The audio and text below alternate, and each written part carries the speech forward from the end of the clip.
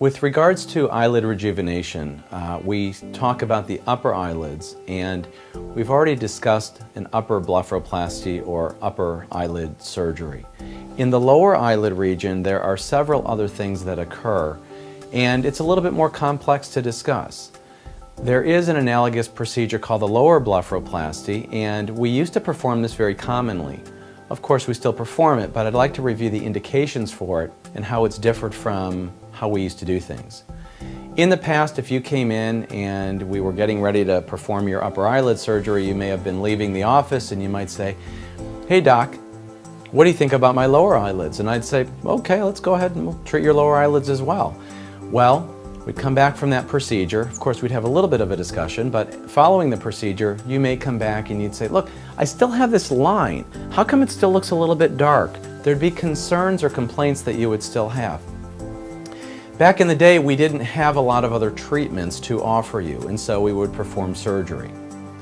In the lower eyelid, the anatomy is like this. There's a partition, just like the upper eyelid, called the orbital septum, and there's some fatty tissue, there's some fat around in the lower eyelid area that often begins to protrude on that area. Patients will complain of a bag or a circle underneath their eye, and that's representative of this fatty tissue. Surgically, what we can do is we can go in there and shrink or remove some of that tissue, and that's what we used to do. We used to remove all of the fat that we could get our hands on. The problem with that is while we might have removed the bag, we created a new problem. We created a situation where people look cadaveric or sunken in or hollow. And now what we have is we have this big dark area where there's a shadow. And that was commonly what all of us used to do. Over the past decade or so, there's been a big transition away from removing all of that fat and being more conservative with the lower blepharoplasty. I'm going to touch on that in a moment. In addition to removing the fat, sometimes there's some extra skin in this area. And for that, we might remove some of the skin, and we might call it a pinch excision. So a lower eyelid procedure or a lower blepharoplasty deals with the extra fatty tissue and or some of the extra skin. With regards to how we perform a lower blepharoplasty, there are two main approaches.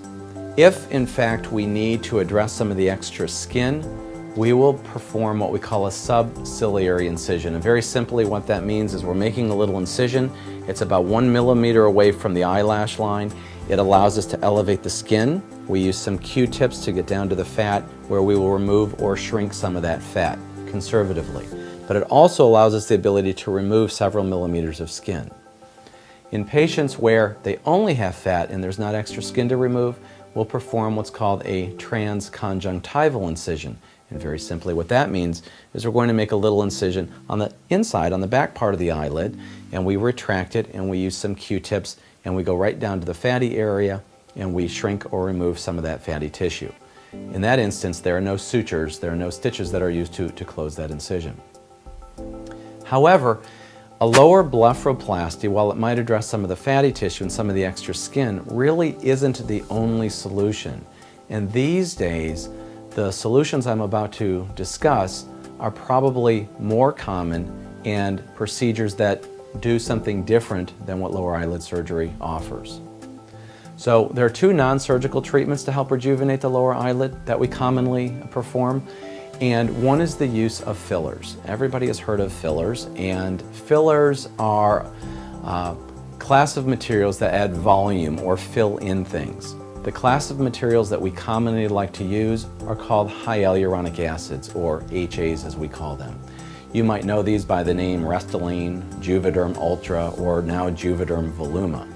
Hyaluronic acids are naturally occurring products. They're found ubiquitously. They're part of life. They're part of our bone, they're part of skin. Therefore, there's no skin test required, there's no allergy.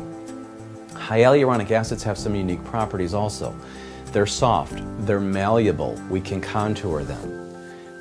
They are also reversible. Let's say for some reason somebody doesn't like them, we can dissolve them instantaneously.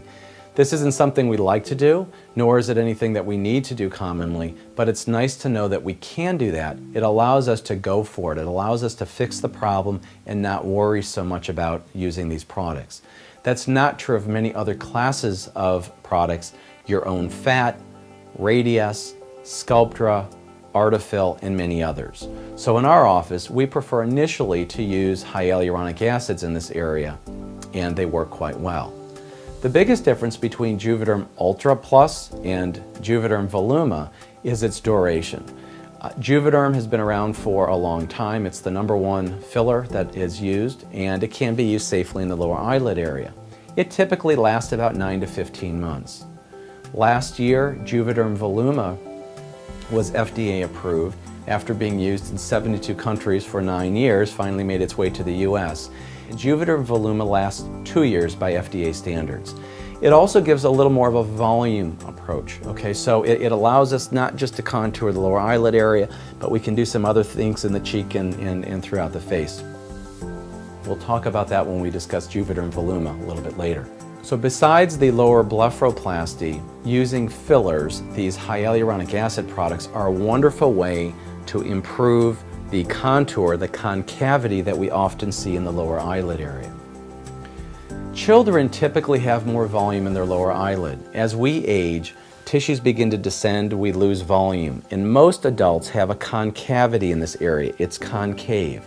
And so what happens is we have the convexity of our cheek and we have the convexity of our fat pockets here. So when light bounces off of it, it casts shadows into this concave region.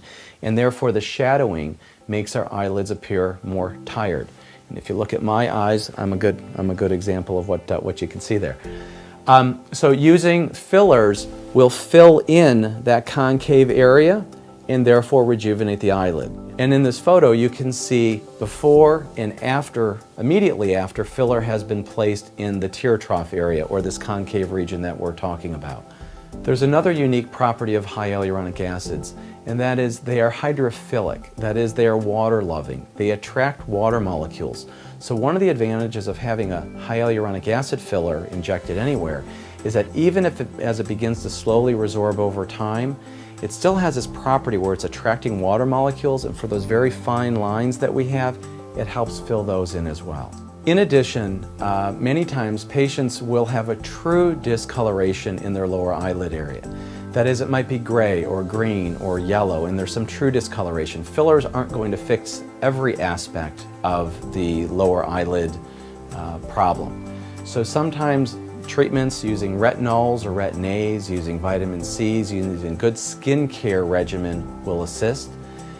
Similarly, we provide a fractionated CO2 laser resurfacing in this area to help with some of the fine lines, the crepiness, the discoloration, and stimulate the production of collagen. So many times when we're talking about lower eyelid rejuvenation, depending upon what the goal is, depending upon how things look, we might choose non-surgical options, fillers, and skin treatments ahead of surgery.